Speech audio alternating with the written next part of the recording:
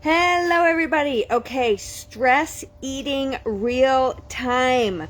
This is something we work on in the Vibrant Living Academy, the midlife reboot. And, we have a spectrum of, are we a total 10 out of 10 stress eater or like a 1 out of 10 or 4 out of 10? And it's one of those things where you just have to become super aware of your triggers during the day. So I just wanted to share what happened to me.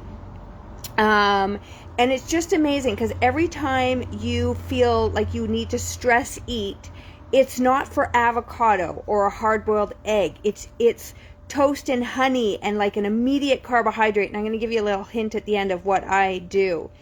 So once upon a time, no idea I was stress eating. No, like just completely unaware of my eating patterns. And over the years, and I wrote a book called Cookie Dough in the Dark, and I've been doing health coaching for God knows how long, 2 decades, been personal training for over 3 decades.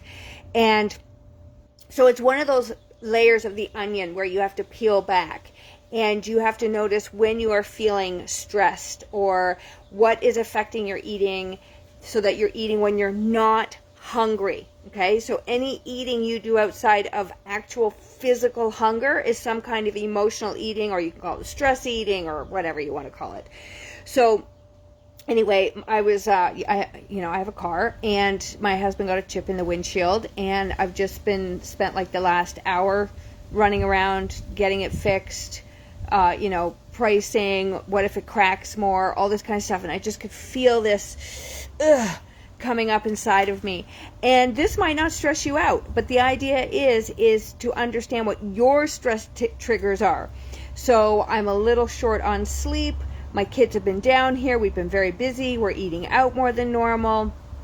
So again, when we do those 5 W's, right, we kind of get a pattern of, sometimes when something stressful happens, it doesn't hit you the same way. Sometimes when something is stressful that happens because of previous stressors, it can feel more. So there's never really anything in isolation. But anyway, so I could feel, I'm like, oh my God, I want something sweet. I want something sweet. I'm like, why do I want something sweet? And this is what we do. We ask questions. Why do I want something sweet? Well, I'm feeling uncomfortable. I'm feeling uncomfortable because I don't know if they fix my windshield, will it crack more? Do I need this kind of windshield, that kind of windshield? I've never been to this windshield place before. Blah, blah, blah.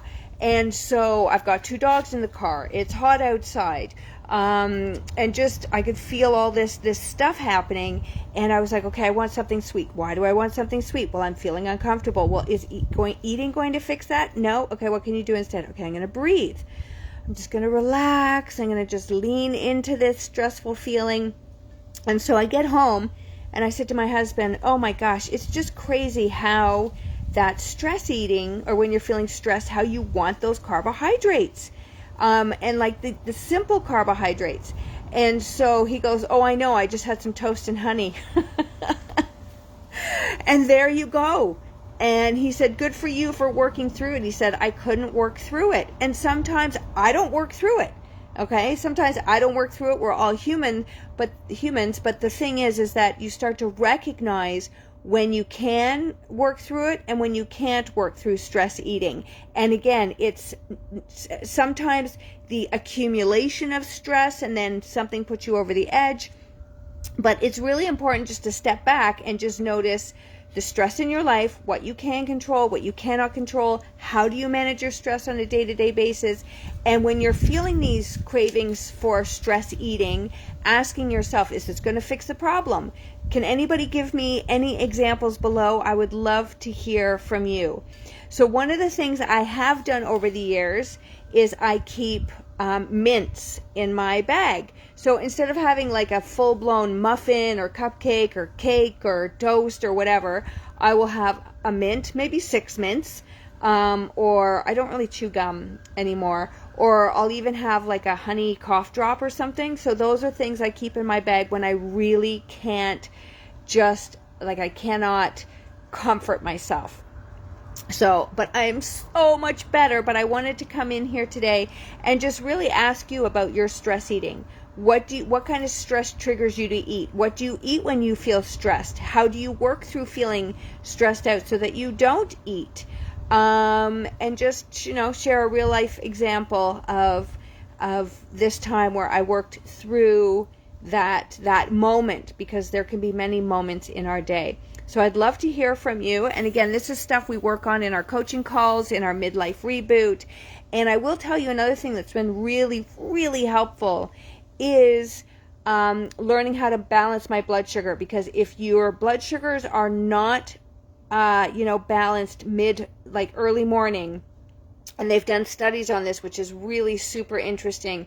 If your blood sugars are not balanced in the morning, it gets harder and harder as the day goes on to not stress eat or not emotionally eat or not habitually eat. Your defenses are down.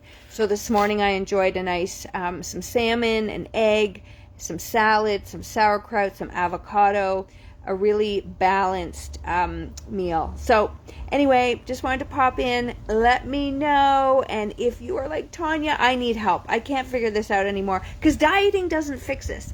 Dieting does not address stress eating.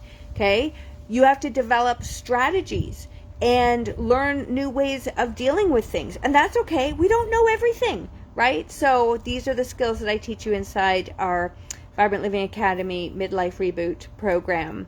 All right, everybody, I look forward to hearing from you and what stresses you out, what you eat when you're stressed, and I'll see you in the next video. Bye-bye.